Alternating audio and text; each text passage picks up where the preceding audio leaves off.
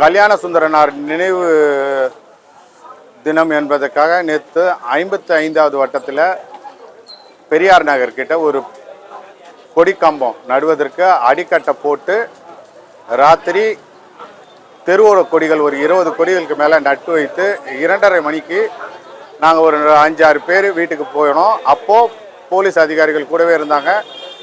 இதெல்லாம் பண்ணும்போது நாங்கள் 2:30 மணிக்கு இதெல்லாம் முடிச்சுட்டு வீட்டுக்கு போயிட்டு திருப்பி காலையில் நிகழ்வுக்கு வரோம் 8:30 மணிக்கு. எங்களுக்கு அதுக்குள்ளே தகவல் வருது, இந்த மாதிரி உங்களோட கொடி கம்பங்கள் எல்லாமே மாநகராட்சி எடுத்துகிட்டு போயிட்டாங்க அப்படின்னு சொல்லிட்டு ஒரு காவல்துறை மூலயமா வருது. நாங்கள் உடனே அந்த இடத்துக்கு போய் பார்க்குறோம். காவல்துறை அந்த கொடி கம்பத்தை யார் எடுத்தது அப்படின்றத கேட்குறோம். அவங்க சொல்லலை. அதுக்கப்புறம் நாங்கள் இடத்துக்கு போய் 100க்கு தகவல் கொடுக்குறோம். உடனே போலீஸ் அதிகாரிகள், காவல்துறை அதிகாரிகள் அத்தனை பேர் வராங்க. அதுக்கப்புறம் நாங்கள் கொடி கம்பங்கள் யார் எடுத்தது என்ன எதுன்றதை விசாரிக்கும் போது மாநகராட்சியிலேருந்து எடுத்துகிட்டு போனதாக தகவல் வருது. மாநகராட்சி எந்த மாநகராட்சின்னு சொல்லிட்டு நாங்கள் போகும்போது தாம்பரம்னு சொன்னாங்க. தாம்பரத்தில் போய் கேட்டால் இங்கே கிடையாது, அது வந்து புலிக்கோரடில் இருக்கிறதுன்னு சொன்னாங்க.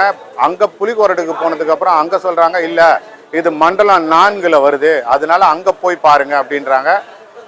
நாங்கள் அங்கே போய் பார்க்குறதுக்குள்ளே இங்கே விடுதலை கட்சியை சார்ந்த அத்தனை பேரும் இங்கே வந்து யாரை கேட்டு இங்கே கொடி கம்பத்தை நட்டுருங்க, இது 55வது வட்டத்தில் நாங்கள் யாரு கொடியும் நட விட மாட்டோம், அதுவும் நாம் தமிழர் கட்சி கொடி நடவே விட மாட்டோம் அப்படின்னு சொல்லி அந்த அடிபேச வரைக்கும் அவங்க தான் நைட்டு கம்ப்ளைண்ட் கொடுத்து அவங்க தான் மாநகராட்சிக்கு தகவல் கொடுத்து அதை வந்து எடுக்கிறாங்க.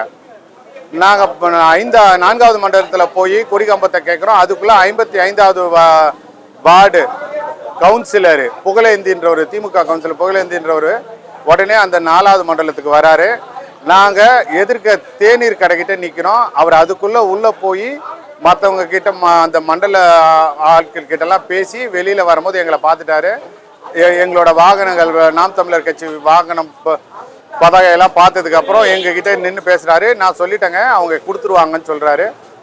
நான் உடனே உள்ளே போய் நாங்கள் அந்த மாநகராட்சி ஊழியர்கிட்ட போய் பார்க்குறோம். அவர் அதுக்கப்புறம் ஒரு ஷட்டரை திறந்து எங்களோட கொடி கம்பங்கள், அதுக்கப்புறம் நாங்கள் நட்ட வேண்டிய கொடி பெரிய கம்பம் ஒரு 20 அடி கொடி கம்பம், தெருவோர கொடிகள் இதெல்லாம் எடுத்து கொடுக்குறாரு. அது எல்லாத்தையுமே நாங்கள் வீடியோ ரெக்கார்டு பண்ணி வச்சோம். அதுக்கப்புறம் திருப்பியும் நாங்கள் வந்து சரி உங்கள் இடத்துல தானே போடக்கூடாது, உங்கள் தெருவோரத்தில், நாங்கள் வெளியில் மெயின் ரோட்டில் மக்கள் நடமாடக்கூடிய இடத்துல ஓரமாக நாங்கள் போடுறோம் அப்படின்னு சொல்லிட்டு பேருந்து நிலையத்துக்கு பக்கத்தில் ஓரமாக நட போகிறோம், பாலத்துக்கு பக்கத்தில். அங்கே போய் நடும்போது உடனே அடுத்த அரை மணி நேரத்தில் போலீஸ் வருது. அங்கே இப்போ காவல்துறை அதிகாரிகள் வராங்க. வந்துட்டு இது வந்து நீங்கள் புது கொடி கம்பங்கள் இங்கே போடக்கூடாது அப்படின்னு அவங்க தடை பண்ணுறாங்க. ஏங்கன்னு கேட்டால் இது தாம்பரத்துக்குள்ளே வருது, இதுக்கு அனுமதி கிடையாது, நீங்கள் தாம்பரத்தில் கேட்கணுன்றாங்க. அப்புறம் இந்த பாலத்தை தாண்டுனா நாங்கள் கேட்க மாட்டோம், இந்த பாலத்தில் பாதி வந்து தாம்பரத்துக்குள்ளே வர்றதுனால இது நீங்கள் வந்து எங்ககிட்ட பர்மிஷன் கேட்கணும், பர்மிஷன் கேட்காம நாங்கள் அலோவ் பண்ண மாட்டோம், புது கொடி கம்பங்கள் நடுற இடத்துல அலோவ் பண்ண மாட்டோன்றாங்க. ஆனால் இதே திமுக கட்சிக்காரங்க எல்லா இடத்துலையும் 56, 57, இதே 55 எல்லா இடத்துலையும் அவங்களோட ஒற்றை கொடி மட்டும்தான் நிற்குது. அப்போ எல்லாமே புது கொடி கம்பம் தான், அவங்க ஒத்த கொடி கம்பம் தான் நிற்குது. அப்போ போய் அந்த காவல் அதிகாரிகள் கேட்கல, அதை நாங்கள் கேட்குறோம், ஐயா இதெல்லாம் மட்டும் கேட்குறீங்க, அதை ஏன் கேட்கலன்னு.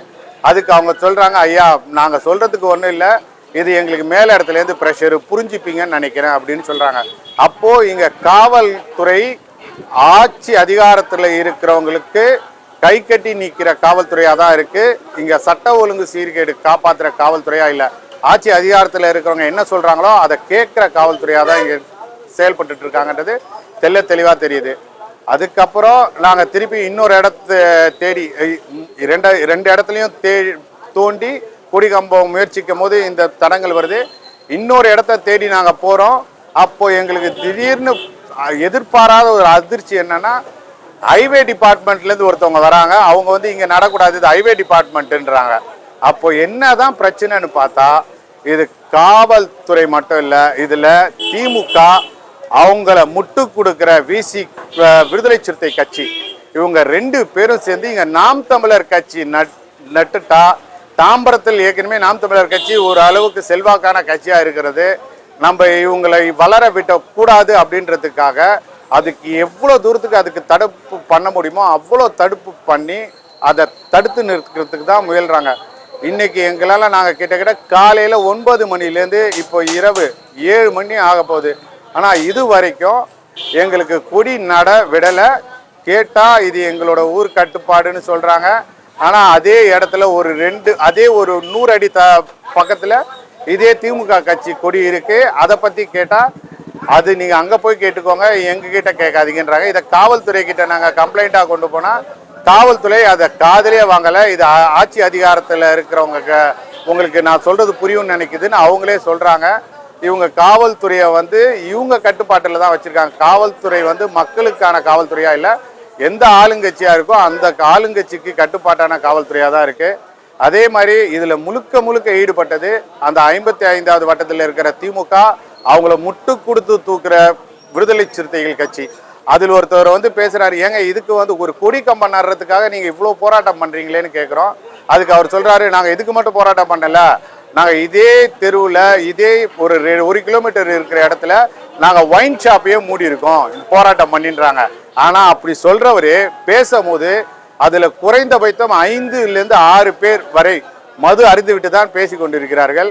ஆனால் இப்போது சொல்கிறார் விடுதலை சிறுத்தை கட்சியில் நாங்கள் மது ஒழிப்பு மாநாடு நடத்துவோம் அப்படி என்று கூறிக்கொண்டிருக்கிறார்.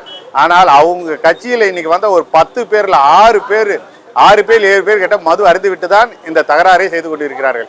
இது மட்டுமல்ல, இது வளர்ந்து விட்டால் நாம் தமிழர் கட்சி இந்த வட்டத்தில் வளர்ந்து விட்டால் நாளை மக்கள் பக்கம் நாம் தமிழர் கட்சி செல்வாக்கு உயர்ந்துவிடும். அந்த ஒரே காரணத்துக்காக தான் இந்த செயல்பாடை இவங்க செஞ்சிட்டு இருக்காங்க. நாங்கள் அந்த ஊருக்குள்ளே போயிட்டு கேட்கும் போது இந்த மாதிரி கொடி நடுறதுக்கு உங்களுக்கு ஏதாவது இடையூறு இருக்கா, இந்த மாதிரி ஊர் கட்டுப்பாடு இருக்கான்னு கேட்டால் அந்த அசோசியேஷன்லேயே மொத்தம் 4 பேர் தாங்க இருக்கோம். அந்த 4 பேரில் இருக்கிறவங்களுக்கே 2 பேரை மட்டும் தான் தெரியும், மிச்சம் 2 பேருக்கு தெரியாது. இவங்க சும்மா ஏதோ உங்ககிட்ட கதை பேசிட்டு இருக்கிறாங்க. நீங்கள் தயவு செய்து இந்த கொடி நடும்போது இந்த வாட்டி உங்களுக்கு தடங்கள் இப்போ காலையிலேருந்து நீங்கள் சாயங்காலம் வரைக்கும் நின்றுட்டு இருக்கிறீங்க, உங்களை கொடி நட விடாமல் பண்ணிடுறாங்க. ஆனால் நீங்கள் தயவு செய்து அண்ணன் சீமானை கூட்டிட்டு இந்த இடத்துல நீங்கள் பெரிய நிகழ்வாக நடத்தி இங்கே ஒரு கூட்டம் அமைத்து அந்த கொடியை நடுங்க, நாங்கள் கண்டிப்பாக உங்களுக்கு ஒத்துழைப்பு தருவோம்னு அந்த ஊர் மக்கள் சொல்கிறாங்க. அப்போ இதுலேருந்து என்ன தெரியுது, இவங்க எல்லாருமே அரசியல் ரீதியாக இவங்க பணத்திற்காக பிழைப்பதற்காக தான் இந்த அரசியல் பண்ணுறாங்கிறது தெளிவாக தெரியுது. ஆனால் வெளியில் சொல்லும் போது நாங்கள் மக்களுக்கானவர்கள் சொல்கிறாங்க, கிடையாது, இது பணத்திற்காக பிழைப்பு நடத்தும் ஒரு கூட்டம். கண்டிப்பாக மக்கள் இதை உணர்ந்தார்கள் என்பது நாங்கள் மக்களிடமே டைரக்டாக சென்று கேள்வி கேட்கும்போது தெரிகிறது. அதனால் அண்ணன் சீமானை வைத்து இந்த இடத்தில் பெரிய கூட்டம் நடத்தி அந்த இடத்தில் ஒரு கல்வெட்டு வைத்து அந்த இடத்தில் ஒரு கொடி கம்பம் நடுவோம் என்பது இதன் மூலமாக தெரிவித்துக் கொள்கிறோம்.